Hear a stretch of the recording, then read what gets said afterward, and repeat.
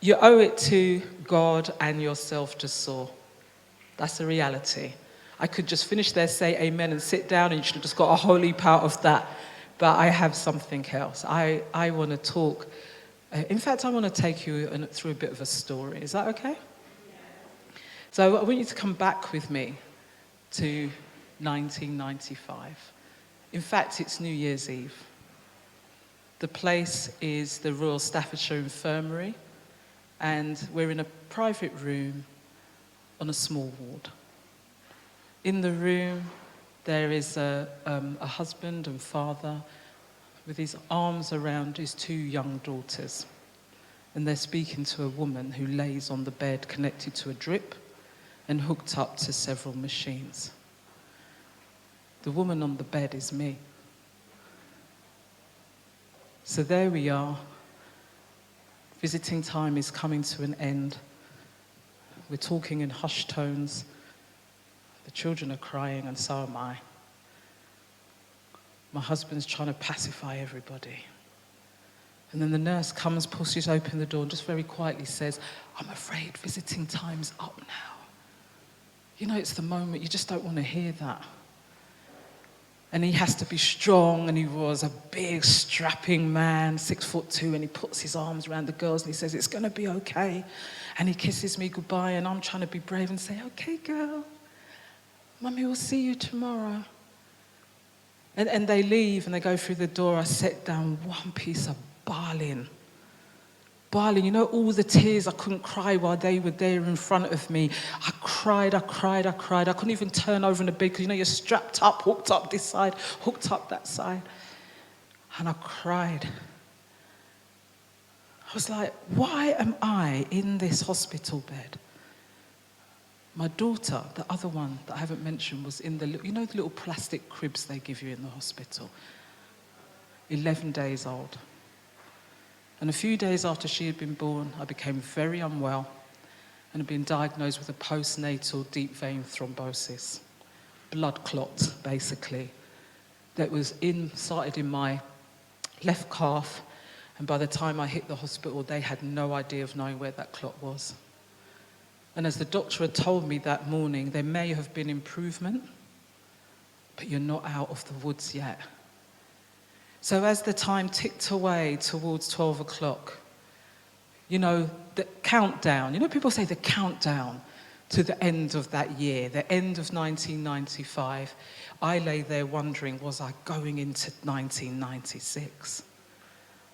And I tell you, as the time got closer towards 12, and I tell you, it was a low point in my life. I didn't want to be in that bed. I wanted to be at home with my family. I was looking at the baby Jasmine, in that crib thinking, is she actually going to ever know me? Am I going to survive? And as it came towards 12 o'clock, I began wrestling with God. I'm like, Lord, you know me by name, you created me.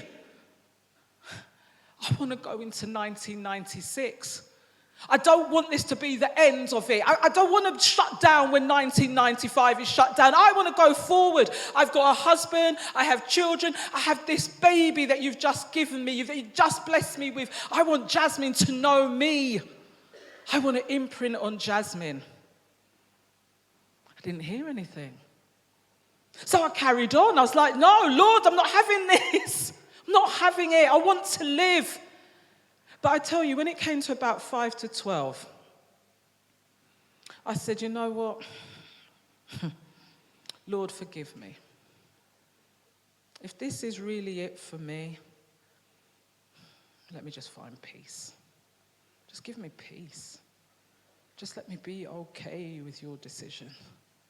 But if this is not the end, I'm going to make a deal with you. Just give me a year, 12 months, so I can imprint on baby Jasmine. So there'll be the essence of Alison will be in the belly of this child. And if I'm not here after that, you know what? It's cool.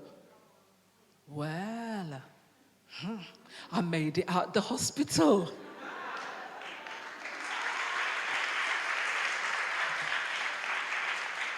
So when you have an experience like that, I'm going to introduce the word defining moment. I had a defining moment, one that I was not in control of, a defining moment that began to shape my thinking. So as time went on and I couldn't go back to work for a while, and I was taking warfarin to thin the blood and kept on going back and forth to the GP and up to the hospital. But obviously I'm getting stronger and stronger day by day. And I thought, there's some things I've been putting off. And so you know what, I'm going to resign from my job. That's what I'm going to do. That's the first thing. Hold that. I'm gone. Gone. Going to resign from my job. Because, it was okay and I was getting paid well. But, was it fulfilling the purpose? I don't think so. So I said, goodbye, job. Bye to you. And then I thought, what are some of those things that I wanted to do that I have not done so far? Oh, I wanted to get a degree. So in the September of 1996, I signed up at Staffordshire University with my 3 children as a mature student and signed up. I was the hippest oldie in the class. So I did that. I'm proud to tell you that in 1999, I graduated with a 2-1 in the Joint Honours of English Lit and Media Studies. Choices. Intentional action. When you experience a defining moment, you have the chance to do something different. You've got the chance to readdress how you're living. You've got a chance to check yourself out and take a good look in the mirror and say, what is actually going on? Intentional action. Said goodbye, job.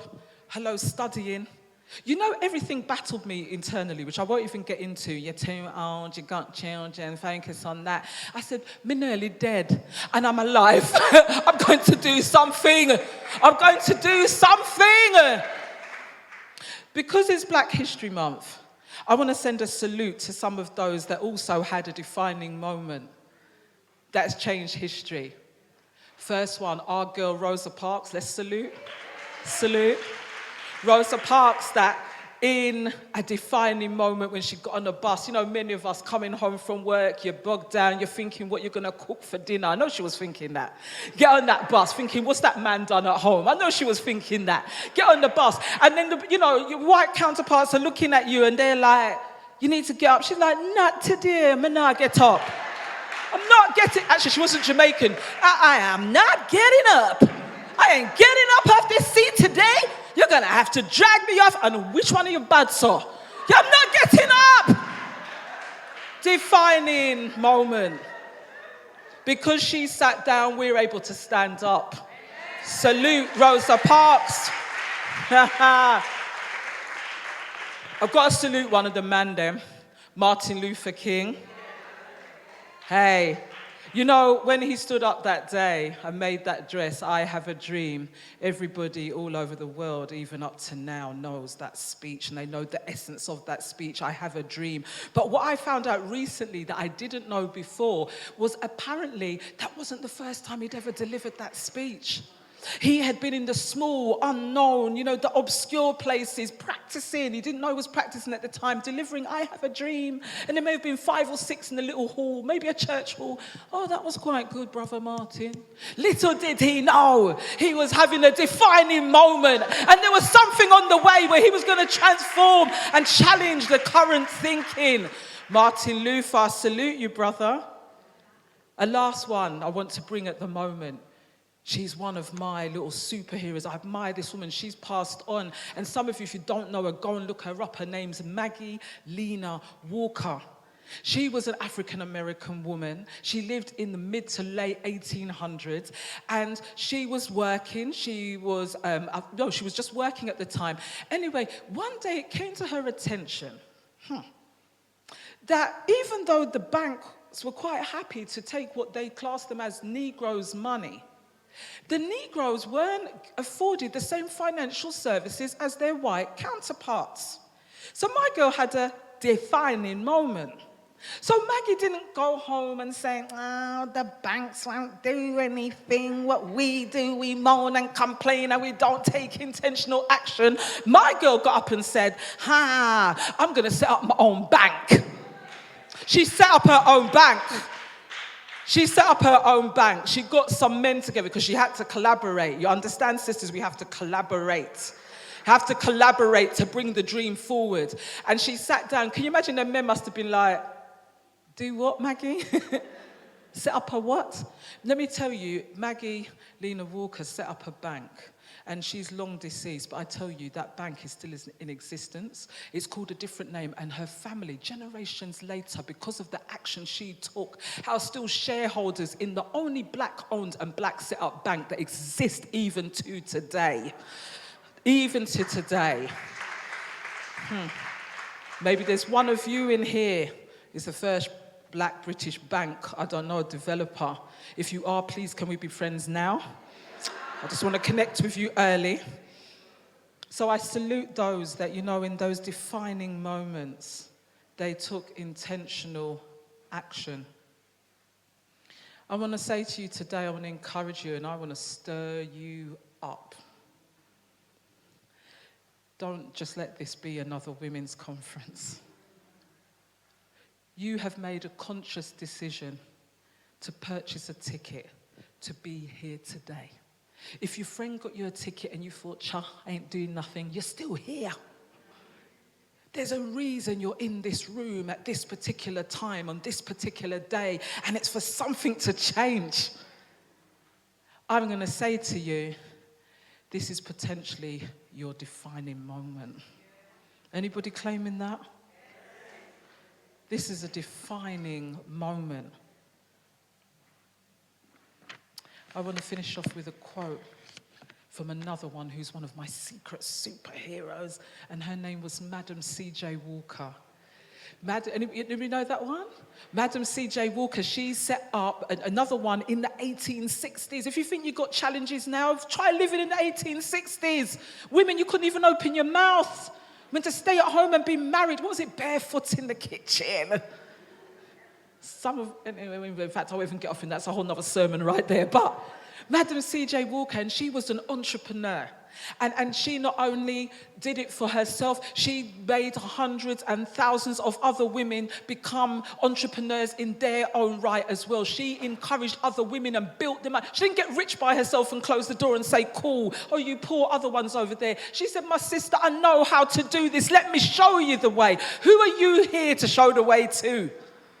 What do you know that somebody else in here doesn't know? And if you would just but shower it upon them and it's soaked up in them, they will be ready to do something different. So Madam C.J. Walker, she said,